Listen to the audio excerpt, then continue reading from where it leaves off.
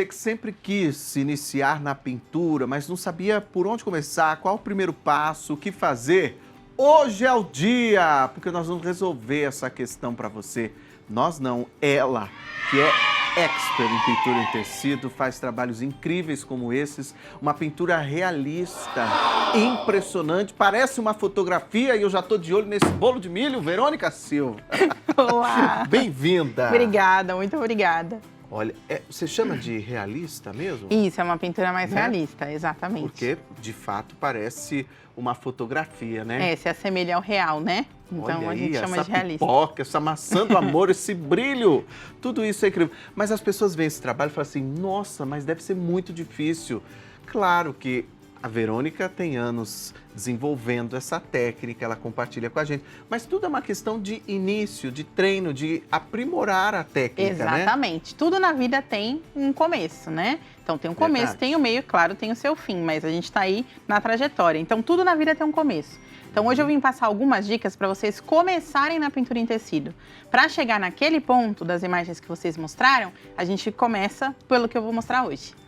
E vamos começar com essa grande professora que é a Verônica, que eu adoro recebê-la aqui. Obrigada, fico muito feliz também quando eu venho aqui. Você ensina muito bem. Obrigada. Você torna fácil, sabia, a pintura? Sério? Torna Fico feliz de saber torna disso. fácil. Obrigada. Por onde a gente vai começar, Verônica? Vamos começar pelo material, tá? Tá. A gente está trabalhando em pintura em tecido. A técnica que eu costumo ensinar, você pode aplicar em qualquer superfície, o que vai mudar é o material. Certo. Mas hoje a gente vai focar na superfície tecido.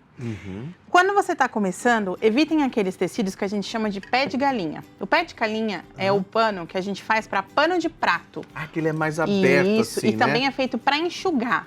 Então vamos lá, se ele enxuga tecido, se ele enxuga líquidos, se ele suga líquidos, quanto mais tinta você colocar, mais ele vai sugar, mais trabalho você vai ter. Ótimo. De fato, no mercado, ele tem um custo menor, né, o tecido. Mas você vai gastar com o seu pincel, que vai desgastar mais, e vai gastar com mais tinta e material. Eu não sabia que tinha esse nome, pé de galinha. Pé de galinha, é. Não sabia. Eu também não sei o porquê, mas é pé de galinha, tá, gente?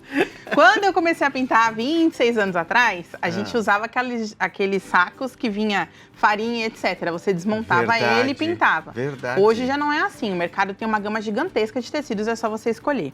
Mas, pro começo, evitem o pé de galinha, que é esse de pano de prato. Vocês podem usar um de sacaria, que tem uma trama bem fechadinha, ó. Tá vendo que a gente quase não vê a minha mão do outro lado? E ele é bem lisinho também, ó. Ele não tem aquelas ondulações como um tecido pé de galinha tem. Consegue fechar bem no detalhe? Aí, ó. Aí, ó, viu? Ó, bem Ótimo, fechadinho. ótimo. Esse aqui não está engomado, tá? Ele é um tecido maleável, também serve para enxugar, mas ele não tá engomado. Tá vendo que eu amasso ele tranquilamente? Sim.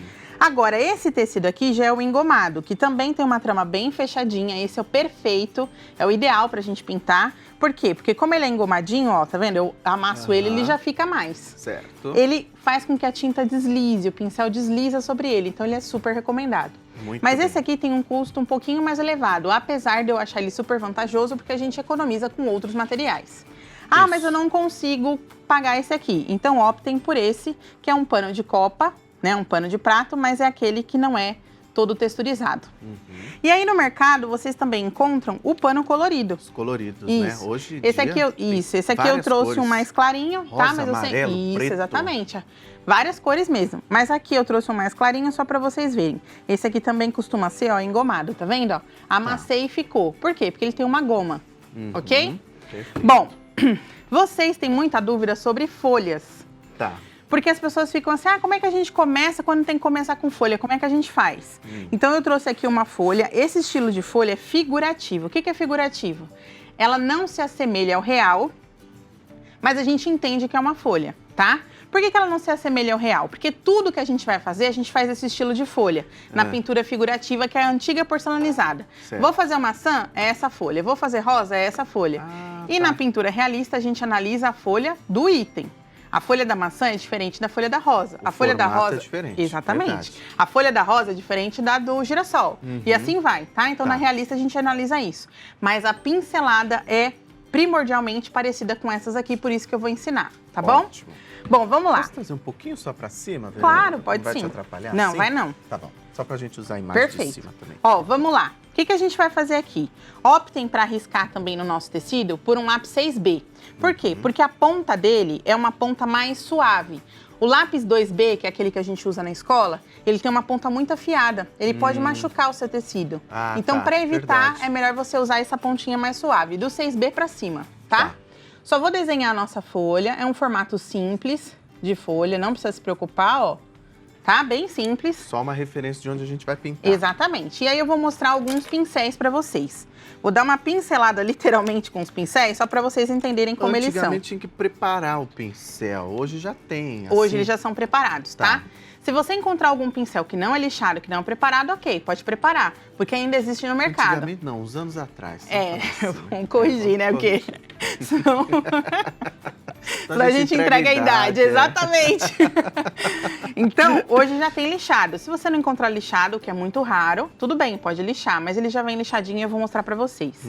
Bom, a gente sempre precisa ter um pincel que a gente chama de pituá, ele tem essa ponta arredondada. Para que ele serve? Para fazer fundo, para fazer preenchimento de áreas grandes, tá? Hoje a gente não vai usar ele porque eu não vou fazer nenhum fundo. Mas nas pinturas que eu trouxe pra vocês de modelo, tem vários fundos e esses fundos eu usei o nosso pituá, tá bom? Que mais? Esses são os pincéis básicos para você ter na pintura em tecido. Você pode adquirir com o tempo outros pincéis? Pode, tá?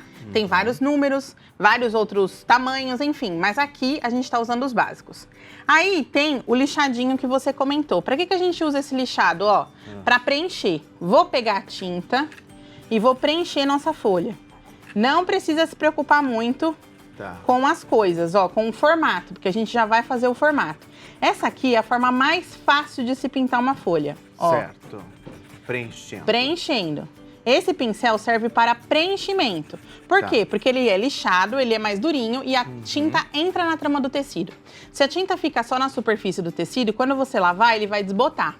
Depois, ó, tinta na metade do pincel e a gente vai fazer os detalhes. Primeiro faz o veio do meio. E aí eu vou puxar um pouquinho, ó, levantando o meu pincelzinho no final. Ó. Tá? E vou fazer uma lateral. Tinta na metade do pincel, vira a parte com tinta pra fora. Se a lateral fosse essa, eu ia virar pra cá. Como a lateral é aqui, eu vou virar pra cá. E vou fazer vírgula, ó. Olha. Tá vendo? Já conseguimos visualizar uma folha, né? E agora eu vou tirar o excesso de tinta do pincel no paninho. Vou pegar um tom mais claro. Aqui eu usei o verde pistache para preencher, verde oliva para detalhe e agora o palha para dar uma iluminada. Ó. Vamos lá ver. Olha com a luz como ficou essa folha. Tá vendo? Agora eu vou mostrar mais dois pincéis que também são muito importantes. Já falamos de dois, agora mais dois, tá? Certo. A gente vai usar agora um pincel de pontinha suave, a gente chama de ponta flexível. E aí eu vou fazer os detalhes mais finos. Então, por exemplo, ó, venho na tinta na metade do pincel e vou fazer aqui o tracinho, ó. É aquele detalhe fino, mas não tão fino como o filete, que é o próximo que a gente vai usar. E posso fazer também uma dobrinha aqui na ponta, olha. Certo? Que legal!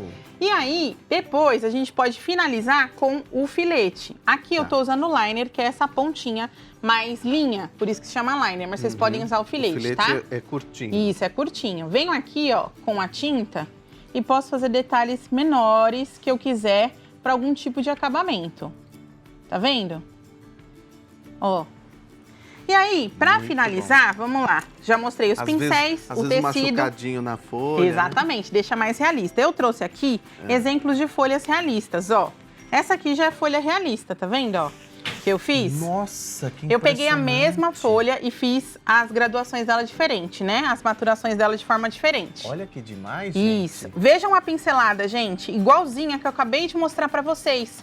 Então, para que a gente possa chegar neste resultado, a gente começa nesse outro que eu mostrei pra vocês. Incrível, Verônica. Obrigada. Parabéns, viu? Muito Parabéns obrigada pelo trabalho. Quero mostrar mais uma vez esses projetos que você trouxe aqui, que estão simplesmente maravilhosos, como tudo que você faz. Muito obrigada. Essa foi uma dica, gente, para você iniciar na pintura de tecido, perder o medo dos pincéis e fazer. Exatamente. Beijo grande, seja sempre bem-vinda, tá? Obrigada, muito obrigada.